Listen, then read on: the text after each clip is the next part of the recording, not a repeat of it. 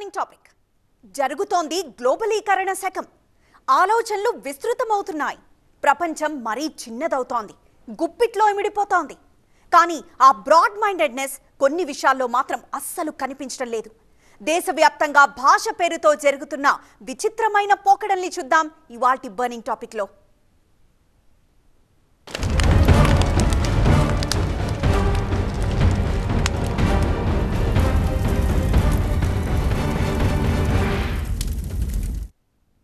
పంతొమ్మిది 1947కు ముందు దేశాన్ని సంకెళ్ల నుంచి విడిపించిన స్వతంత్రోద్యమానికి మూలం ఇంగ్లీషు భాష. బ్రిటిష్ వాళ్లతో పోరాడడానికి బ్రిటిష్ భాషనే ఆయుధంగా వాడుకునే చరిత్ర మనది. పైగా ఇప్పుడు మనం మాట్లాడే ప్రాంతీయ భాషలన్నీ సంస్కృతం నుంచి పుట్టినవే. ఒకే తాను నుంచి విడిపడ్డ భారతీయ భాషల మధ్య ఇప్పుడెందుకీ వేర్పాటువాదం? భాష అనేది మనుషుల్ని కలపడానికే తప్ప విడగొట్టడానికి కాదని ఎప్పటికీ తెలియాలి. తమిళనాట ముదిరిన జాతీయ భాష గుబులు, కన్నడ మరాఠీ నేలపై ప్రాంతీయ భగభగలు. భాషపై అభిమానమా దురభిమానమా? దేశ భాషలందు తెలుగు లెస్స అని రాయలవారు అంత సగర్వంగా చెప్పుకున్నారు అంటే దేశంలోని మిగతా భాషలన్నీ లెస్సు అని కాదు కదా. ఎవడి భాష వాడికి ఆనందం, ఎవడి ప్రాంతీయ భాష మీద వాడికి అభిమానం ఉండాల్సిందే. కానీ సదరు అభిమానం దురభిమానంగా మారితేనే ప్రమాదకరం. ఒకరి నెత్తిన ఇంకొకరి భాషను బలవంతంగా రుద్దడం దారుణం. మాట్లాడితే మా భాషే మాట్లాడు అని హుకుం జారీ చేయడం అయితే ఆటవికం, నిరంకుశత్వం కూడా. ఇప్పుడు నార్త్ నుంచి డౌన్ సౌత్ దాకా అనేక రాష్ట్రాల్లో ఈ భాషా దురభిమానాల మీదే రచ్చరచ్చవుతోంది. కర్ణాటకలో ఒక బస్ కండక్టర్ పేరు శివాజీరావు గైక్వాడ్, సొంత ప్రాంతం మహారాష్ట్ర. కానీ ఆయన్ను తమిళనాట సూపర్ స్టార్ ను చేసింది ఎవరు? భాషా చూడు అంటూ భాషా సినిమాను బ్లాక్ బస్టర్ చేసింది తెలుగోడు కాదా? మరాఠా యోధుడు ఛత్రపతి సంభాజీ మహారాజ్ ఘన చరిత్ర గతంలో కలిసిపోతే దాన్ని తీసుకొచ్చి ఉత్తరాదిలో హిందీ సినిమాగా తీస్తే దానికి అత్యధికంగా జరిగిన వసూళ్లు దక్షిణాదిలో కాదా? ఇలా దేశ భాషలకు నడిమధ్య ఉండే బ్యారికేడ్లు ఒక్కొక్కటిగా తెగొట్టుకుంటూ ముందుకెళ్తూనే ఉన్నాం. ఓటీటీలో వచ్చాక రీజనల్ గా క్రియేటివ్ కంటెంట్ పెరిగి ఒక భాషలో కంటెంట్ ను మరో భాషలో చూస్తూ దేశ భాషలన్నీ ఒకే గూటికి చేరిన అనుభవాన్ని అందరం ఆస్వాదిస్తున్నాం. ఆ విధంగా అయాచితంగానే పరాయి భాషల్ని నేర్చుకుంటున్నాం. మల్టీలింగ్వల్ టాలెంట్ ను పెంచుకుంటున్నాం కూడా. నాట్ ఓన్లీ సినిమా, అన్ని మాధ్యమాల్లోనూ ఒక్కటిగా నిలబడి యాదృచ్ఛికంగానే భిన్నత్వంలో ఏకత్వాన్ని ఘనంగా చాటుకుంటున్నాం. మేరా భారత్ మహాన్ అంటూ వన్ ఇండియా స్లోగన్ కి ఇలా సౌండ్ పెంచుతున్నామో లేదో మరో కారణం నుంచి భాషాపరమైన వేర్పాటువాదం పెరుగుతూ వస్తోంది. మాతృభాషను అభిమానించడం అంటే పరాయి భాషను కొల్లబడవడమే అని, పొరుగువారిపై తమ భాషా పెత్తనాన్ని చూపించడమే అని జనంలో రాంగ్ సిగ్నల్స్ జారీ అవుతున్నాయి. లోకల్స్ అండ్ నాన్ లోకల్స్ మధ్య రాష్ట్రాల వారీగా భాషాపరమైన ప్రాంతీయ రగడ రొటీన్ అయిపోయింది. దీనికి లేటెస్ట్ ఎగ్జాంపుల్ కర్ణాటక మహారాష్ట్ర మధ్య తీవ్ర రూపం దాల్చిన భాషా జగడం. శుక్రవారం మధ్యాహ్నం మహారాష్ట్రలోని సులేభావి అనే ప్రాంతంలో జరిగిన చిన్న గొడవ రెండు రాష్ట్రాల మధ్య చిచ్చు రాజేసింది. ఒక యువతి, ఒక యువకుడు బస్ ఎక్కి మరాఠీలో మాట్లాడారు. కర్ణాటకకు చెందిన ఆ బస్ కండక్టర్ మరాఠీలో వారికి సమాధానం ఇవ్వలేకపోయాడు. దీంతో మాట పెరిగి తమ భాషను అవమానిస్తున్నారంటూ సదరు మరాఠీ జంట రగిలిపోయారు. తమ వాళ్ళను పిలిపించి బలేకుంద్రి ప్రాంతానికి రాగానే బస్సును అడ్డగించి బస్ కండక్టర్ను, డ్రైవర్ను అందరి ముందు చితక్కొట్టారు. భాషాపరమైన గొడవ కనుక సహజంగానే వైరల్ అయింది. మరాఠీ వాళ్ల మ్యాన్ హ్యాండ్లింగ్ ఘటనపై కర్ణాటక భగ్గుమంది ప్రతీకారంగా ధర్నాకు దిగిన కన్నడ సంఘాలు మరాఠీ బస్ డ్రైవర్, కండక్టర్ పై దాడికి దిగారు. బెళగావి బాగల్కోట్ రహదారిని దిగ్బంధించారు. దాడి చేసిన మరాఠీ యువకుల దిష్టిబొమ్మల్ని దగ్ధం చేశారు. మహారాష్ట్రలో సెటిల్ అయిన కన్నడిగులు, ఇటు కర్ణాటకలో స్థిరపడ్డ మరాఠీలు ఇప్పుడు బిక్కుబిక్కుమంటూ గడపాల్సిన పరిస్థితి. తెలంగాణ, మహారాష్ట్ర, మధ్యప్రదేశ్, గుజరాత్, ఛత్తీస్గఢ్ మొత్తం 5 రాష్ట్రాలతో సరిహద్దుల్ని పంచుకుంటోంది మహారాష్ట్ర. ముఖ్యంగా మరాఠీ గడ్డపై సెటిల్ అయి కన్నడ మాట్లాడే కర్ణాటక వాసుల సంఖ్య 7 లక్షల మందికి పైమాటే. మరాఠీ వాళ్లకు హిందీ వాళ్లతో ఉన్నంత సఖ్యత తెలుగు వాళ్లతో, కన్నడిగులతో ఉండదు. దాని ఫలితమే అడపదడప ఇటువంటి అఘాయిత్యాలు. ఈ మొత్తం వ్యవహారంతో కర్ణాటక, మహారాష్ట్ర మధ్య కొత్త చిచ్చు రాజుకుంది. బతుకు తెరువు కోసం పరాయి రాష్ట్రాలకు వెళ్లిన వలసదారులపై గతంలో అనేక సార్లు దాడులు జరిగాయి. 2008లో మహారాష్ట్రలో ఉత్తరప్రదేశ్, బీహార్ కు చెందిన వాళ్ళను అటాక్ చేసి తరిమి కొట్టారు. తమ ఉద్యోగాల్ని కొల్లగొడుతున్నారంటూ పాట్నాలో తమిళియన్స్ పై దాడికి తెగించారు బీహారీలు. ఇవన్నీ మామూలుగా జరుగుతూ ఉంటాయి. కానీ ఇప్పుడు భాషాపరమైన గొడవలు చెలరేగడమే కొత్తగా మొదలైన ట్రెండు. దక్షిణాదిలో ఇంకో రకమైన భాషా జగడం. ఇది లోకల్ కాదు, పక్కా national. Get out Modi versus get out Stalin తమిళనాడులో ట్రెండింగ్ లో ఉన్న హ్యాష్ ట్యాగ్ ఇది. అసలే మాతృభాష మీద అంతులేని మమకారంతో హిందీ భాషకు దూరంగా జరుగుతూ వస్తున్న తమిళనాడుకు త్రిభాషా సూత్రం పేరుతో కేంద్ర ప్రభుత్వంతో కొత్త తంటా వచ్చిపడింది. జాతీయ విద్యా విధానంలో కీలక భాగమైన త్రిభాషా సూత్రం అమలుపై తమిళనాడు కేంద్ర ప్రభుత్వాల మధ్య గ్యాప్ పెరుగుతోంది. ప్రతి విద్యార్థికి ఇష్టమైన భాషల్లో చదువుకునే స్వేచ్ఛనివ్వాలని, 3 భాషల్ని అందుబాటులో ఉంచాలని, అందులో ఒక భాషగా హిందీ ఉండాల్సిందే అని చెప్పేదే నేషనల్ ఎడ్యుకేషన్ పాలసీలోని 3 లాంగ్వేజ్ సూత్రం. కానీ తమిళనాడు సర్కార్ దీనికి ససేమిరా అంటోంది. ఇప్పుడున్న ద్విభాషా సూత్రాన్నే కొనసాగిస్తాం, మా విద్యార్థులకు తమిళం, ఇంగ్లీష్ మాత్రమే నేర్పిస్తామని కొట్టినట్టు చెప్పేశారు సీఎం స్టాలిన్. ఈ మేరకు ప్రధాని మోదీకి ఓపెన్ లెటర్ రాశారు కూడా. తమిళ భాషకు, ప్రజలకు, రాష్ట్రానికి నష్టం కలిగించే ఏ చర్యలనైనా అనుమతించేది లేదని క్లియర్ కట్ గా చెప్పేశారు. దీనికి కేంద్ర విద్యా మంత్రి ధర్మేంద్ర ప్రధాన్ కౌంటర్ ఇస్తూ జాతీయ విద్యా విధానం అమలులో రాజకీయ అభిప్రాయ భేదాలకు చోటివ్వద్దు అని చురకంటించారు. భాషకు, రాజకీయాలకు లింకు పెట్టేది మీరే. ముందు సమగ్ర శిక్షా పథకం కింద మాకు బకాయి పడ్డ నిధుల్ని మంజూరు చేయండి, ఆ తర్వాతే మాట్లాడండి అంటూ ఘాటుగా రియాక్ట్ అయ్యారు స్టాలిన్. అక్కడితోనే ఆగలేదు. తేనెతుట్టెపై రాళ్లు వేయొద్దు అని హెచ్చరిస్తూ 60 ఏళ్ల కిందటి హిందీ వ్యతిరేక ఉద్యమాన్ని పరోక్షంగా ప్రస్తావించారు. ఇలా లేఖలు, ట్వీట్లతో రాష్ట్రం, కేంద్రం మధ్య కొట్లాట జరుగుతుండగానే ప్రధాని మోదీ సైతం ఇన్వాల్వ్ కావడంతో ఈ భాషా రగడ కొత్త మలుపు తీసుకుంది. భారతీయ భాషల మధ్య మంటలు పెట్టొద్దు, భాషల మధ్య ఎప్పుడూ లేని వైరాన్ని పుట్టించొద్దు, పరస్పరం సహకరించుకుందాం, ముందుకెళ్దామన్నారు ప్రధాని మోదీ. భాషల ప్రాతిపదికన విభేదాలు సృష్టించే ప్రయత్నం జరిగినప్పుడు వాటికి ధీటుగా సమాధానమిచ్చామంటూ తను కూడా గతాన్ని గుర్తు చేశారు. భాషాపరమైన దురభిమానాలకు దూరంగా ఉండడం మనందరి సామాజిక బాధ్యత అని చురకంటించారు కూడా. ఢిల్లీలో జరిగిన అఖిల భారత మరాఠీ సాహిత్య సమ్మేళనంలో మోదీ చేసిన ఈ కామెంట్లు తమిళనాట రచ్చను పెంచేశాయి. भारत में दुनिया की सबसे बड़ी भाषाई विविधता इसका प्रमाण है. हमारी ये भाषाई विविधता ही हमारी एकता का सबसे बुनियादी आधार भी है.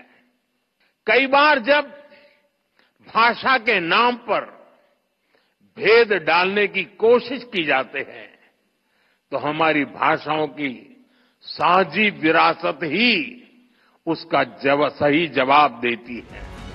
స్టాలిన్ వర్సెస్ మోదీ తకరార్లోకి జూనియర్లు కూడా చొరబడ్డారు. Deputy CM Udayanidhi, Tamil Nadu BJP chief Annamalai మధ్య డైలాగ్ వార్ మొదలైంది. గెట్అవుట్ మోదీ అని ఆయన, గెట్అవుట్ స్టాలిన్ అని ఈయన. టోటల్ గా భాష రగడ కాస్త రచ్చ రంబోలా అవుతోంది. తమిళనాట మిగతా ప్రాంతీయ పార్టీలు సైతం త్రిభాషా సూత్రం అమలును వ్యతిరేకిస్తూ స్టాలిన్ కు మద్దతుగా నిలబడ్డాయి.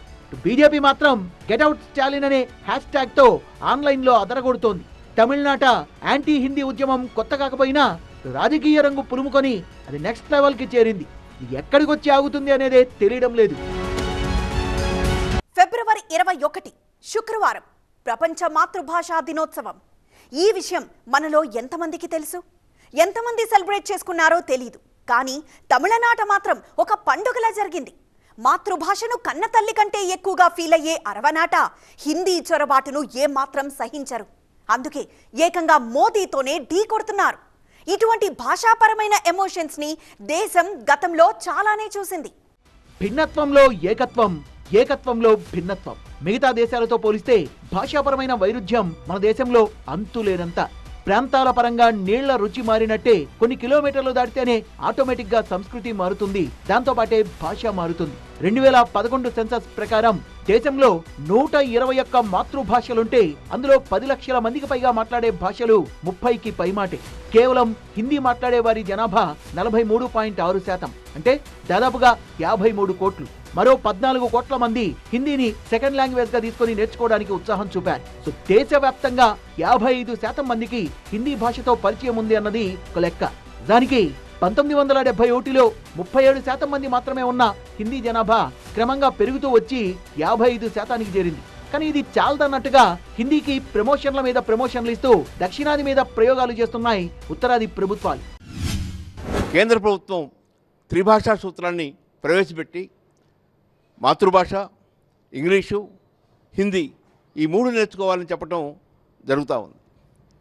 కానీ కేంద్ర ప్రభుత్వం మనం గమనిస్తే ఇటీవల కాలంలో 1 nation 1 language, 1 nation 1 tax, 1 nation 1 religion, 1 nation 1 election అనే కేంద్రీకృత ధోరణి పెరుగుతూ ఉంది.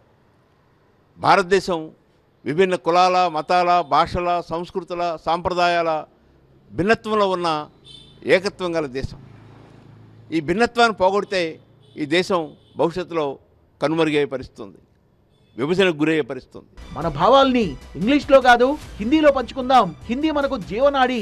దేశం మొత్తం హిందీలో మాట్లాడాలి. ప్రాంతీయ భాషలకు బలమైన ప్రత్యామ్నాయంగా హిందీ మాత్రమే ఎదగాలి అంటూ 2 ఏళ్ల కిందట హోంమంత్రి అమిత్ షా ఓపెన్ గా చెప్పడంతో ప్రాంతీయంగా బలమైన వ్యతిరేకత వచ్చింది. అలా తిరగబడ్డ రాష్ట్రాల్లో మొదటిది తమిళనాడు. తమిళ భాషను కన్నతల్లితో సమానంగా చూసుకునే అరవ సమాజం అంతే కసిగా హిందీని వద్దంటారు. పెరియార్ శకం నుంచి 90 ఏళ్లుగా జరుగుతున్న హిందీ వ్యతిరేక ఉద్యమం ఇప్పుడు స్టాలిన్ హయాంలో కూడా కొనసాగుతోంది. మాటలు, రాతలు మాత్రమే కాదు, వార్తాపత్రికలు, సైన్ బోర్డుల నుంచి సినిమా పేర్ల దాకా తమిళం తప్ప మరో భాషకి ఎంట్రీ లేదక్కడ.